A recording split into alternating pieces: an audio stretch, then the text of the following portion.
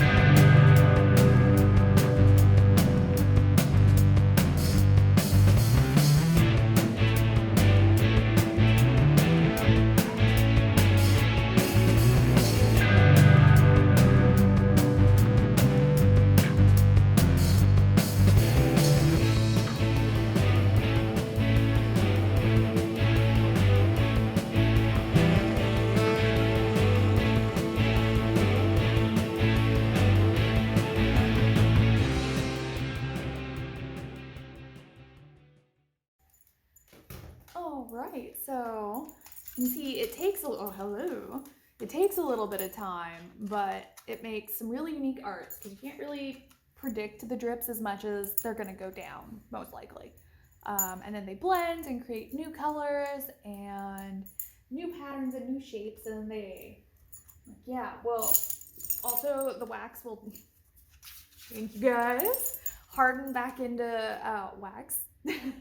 And so you can remelt it to get the drips that continue going downwards instead of stopping halfway through.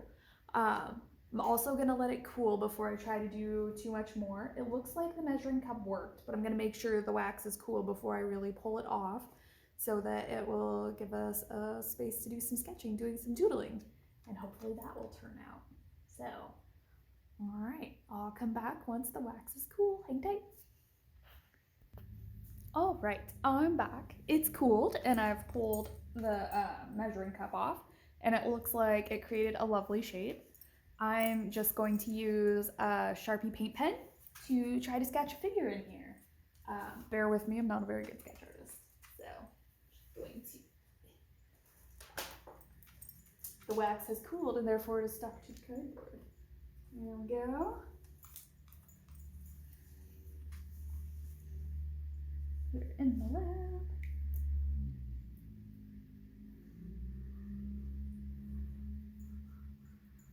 Apparently going to be a bigger umbrella, which is just fine.